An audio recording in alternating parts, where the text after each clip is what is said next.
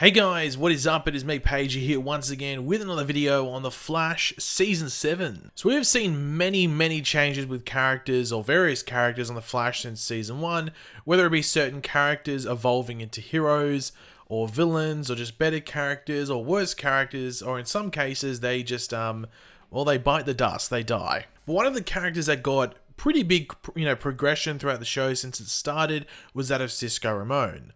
Starting as just a Star Labs employee to the Flash's tech guy, being killed by Reverse Flash, becoming Vibe, losing his powers, and to where we are now with him on the Flash. Now there has been a lot of talk around Cisco as a character and his status for a while now on the show. Now one of the errors I thought they made post-Crisis on the Flash, so after Crisis on Infinite Earths, it was one of the few really, was not having Cisco get his powers back post-Crisis.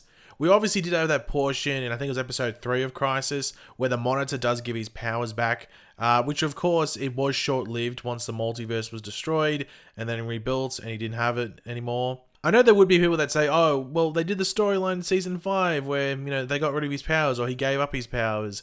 It'd feel like a waste of time if now he just got them back randomly. Which is, I guess, a fair point, but post-Crisis, they could have just made it that he never gave it up in that, the Earth Prime timeline. Like, series of events never happened, or when it came to crunch time and he had to make a decision, he just didn't give up his powers. Like, I honestly think less people would complain about Cisco if he got his powers back than if he remained without them on the show. Like, one of the common things I always hear about Cisco is like, man, I wish he was still Vibe. I mean, everyone loves the Vibe side of Cisco. And, some new set photos for filming of The Flash Season 7 indicate the return of Vibe in some way, but in a different way by the looks of it. But of course, throughout the video, be sure to let me know your various opinions on this in the comments section down below. I am curious to hear what you guys have to say about this, because I'm sure most of you would have, an opinion that goes one way or the other way, or maybe we're all in sync. Who knows? But I'm curious to hear what your guys' thoughts and theories are in the comments section down below.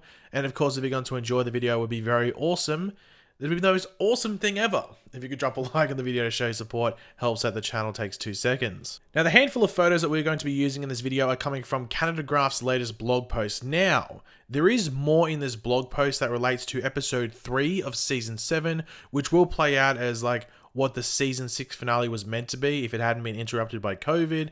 However, I will not be going over most of it just to avoid spoilers in regards to story and what takes place for certain events with certain characters.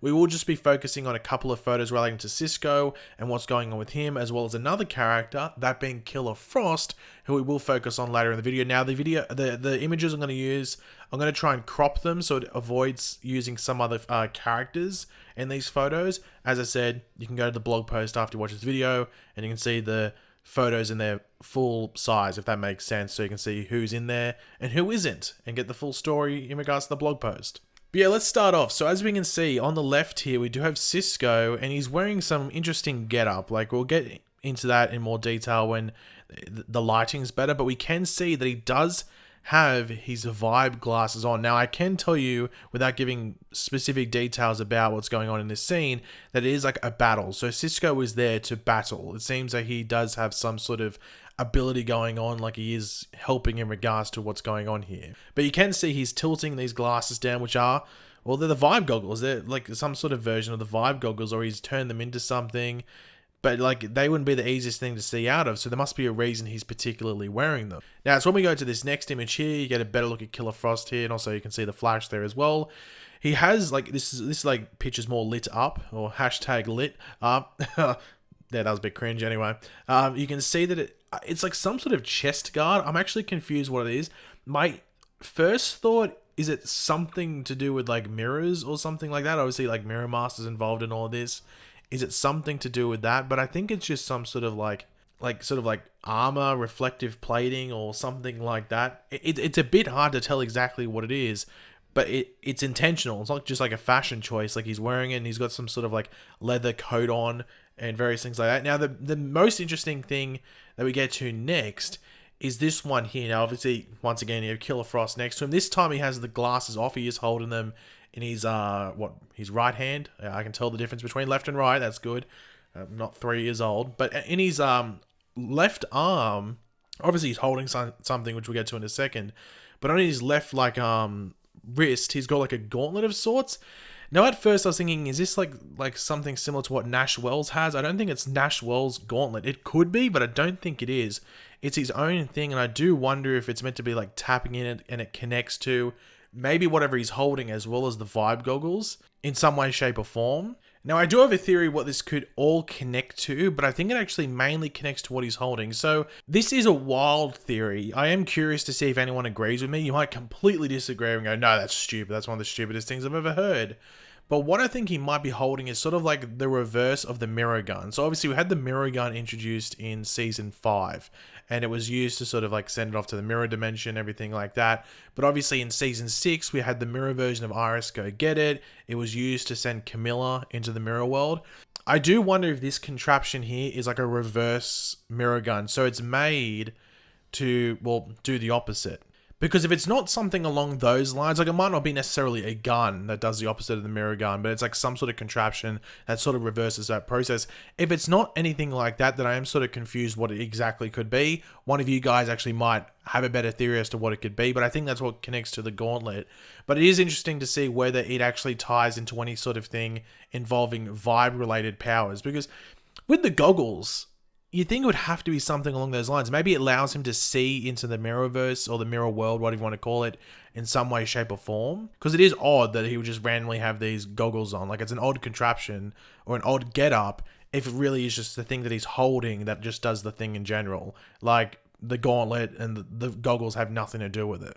As I've said, a lot of people have talked about how, you know, it's a bit, not lame, but it feels like there's something missing from the show without Cisco being vibe.